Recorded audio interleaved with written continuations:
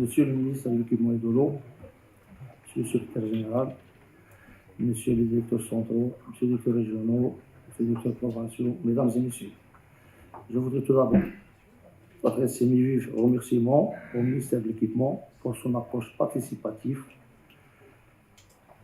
des professionnels de BTP au niveau des différentes manifestations organisées par le ministère en ce qui concerne les différents textes réglementaires régissant les lois de la profession de laboratoire de BTP.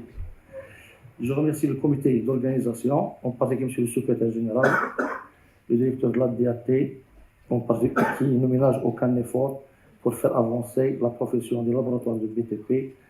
Je remercie également le ministre et le directeur général des routes pour les efforts déployés lors du dernier séisme qui a connu notre pays, le Haouz, en matière de désenclavement des routes rurales et désenclavement des zones sinistrées.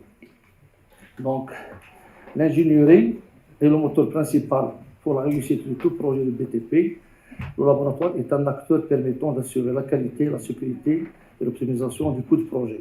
Au niveau de la phase étude, par des prestations de laboratoire géotechniques fiables, et au niveau de la phase d'exécution, par la prospection des matériaux afin d'optimiser le coût de transport, facteur important dont le prix revient du projet. Le nouveau code des marchés publics a mis fin à la problématique de la quasi-prix. Donc, il n'y a plus de raison de dire que les prix du marché sont faibles, on ne va pas réaliser le projet dans les délais, au-delà de la mauvaise qualité, au-delà de la disponibilité des matériaux, etc. Donc, pour ce qui est du nouveau code des marchés publics, j'insisterai sur deux points importants. Vu que les nouveaux marchés sont adjugés par des offres financières qui ne sont pas loin de l'estimation, donc il faut que l'estimation soit bien étudiée, avec l'estimation qu'elle confiera le prix de revient des matériaux et la marge bénéficiaire aussi du prestataire de projet. Donc, la marge bénéficiaire avec 50%, 10%, 15% et là. Donc, c'est un facteur très important. Ainsi que la sous-traitance également peut être normalisée et peut être l'origine de certains problèmes de la mise en œuvre des projets de BTP. Je voudrais faire la mise au point au niveau de la profession de laboratoire de BTP, le traitement des dossiers, comme l'a dit notre ami qui a bien parlé de Simezouz. Le traitement prend beaucoup de temps parce que c'est un système qui est très difficile. C'est un système qui est basé sur l'accréditation, sur le chiffre d'affaires, sur les moyens humains. Et donc, après mise en œuvre du système de qualification, le nombre des laboratoires qualifiés et classés ont été réduits à une trentaine. Avant, quand on s'est basé sur le système d'agrément des bureaux d'études, nous sommes à peu près 180 laboratoires agréés, parce que le système d'agrément est plus facile. Le ministère de l'Équipement gère actuellement 3 systèmes en parallèle. La qualification des entreprises, les bureaux d'études d'agrément et le laboratoire. Le plus difficile, c'est le laboratoire. Le moyen difficile, c'est les entreprises. Et le moins difficile, c'est les bureaux d'études. Ça reste une réalité.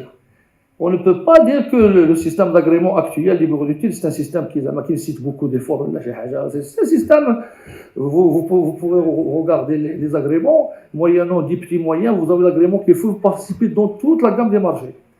Donc, ce qu'il faut faire, c'est qu'il faut qu'il y ait un équilibre entre les 3 systèmes. Il faut qu'il y ait de la qualification des bureaux d'études et la qualification aussi des entreprises peut être valorisée par la certification. Il faut passer à la certification des entreprises. C'est des entreprises de classe 1 et de classe S. Qui font des grands marchés et des grands montants, il faut passer à la certification. Cette certification, elle permettra d'absorber, contribuer à la création de l'emploi. Il permettra, et pas uniquement l'amélioration de la qualité de l'entreprise, mais avec la certification, on a besoin des moyens pour être certifié, ce qui permet de contribuer à la création de l'emploi et l'absorption du chômage dont toutes les familles marocaines sont touchées. Toutes les familles marocaines sont touchées par le chômage. Donc, je voudrais parler également des critères qui démontrent cette difficulté. C'est que nous étions 43 laboratoires qui étaient qualifiés et classés, et nous sommes maintenant que 32. Ça veut dire que 25% ils ont abandonné. Parce que il veut travailler, mais c'est très difficile le système. On ne demande pas de retourner en arrière. Non, il faut que le système vienne vers le système de laboratoire. Le système des études ou les entreprises. Nous saluons le problème qui existe au niveau du traitement du dossier qui prend du retard. Nous avons des petits montants, des chiffres d'affaires, beaucoup de calculs, et le quorum parfois n'est pas atteint et les commissions ne sont pas faites dans les délais. Ce qui pousse l'administration à faire des reports. D'ailleurs, nous remercions le ministère de l'Équipement et nous saluons les amendements qui vont être faits en ce qui concerne le certificat de qualification des laboratoires, qui va passer de 3 ans à 5 ans, avec un renouvellement chaque 2 ans. Et la révision également de la commission de qualification, qu'il faut éviter c'est-à-dire il faut réduire le nombre de personnes, de membres de la commission, pour que le traitement soit facile et rapide. Il ne faut pas rester dans les 15 membres de la commission, la commission enfin, je ne vais pas tarder, moi j'ai juste voulu faire passer ces idées, et enfin je voudrais vous dire que notre fédération est à la disposition au niveau du ministère pour apporter les réformes nécessaires à notre système de qualification et de classification. Également, il y a un autre point très important, c'est les matériaux. Parfois, les matériaux ne sont pas disponibles et les autorisations de carrière ne sont pas là et il n'y a pas de réalisation de projet. Ou là, il y a la réalisation avec la mauvaise qualité.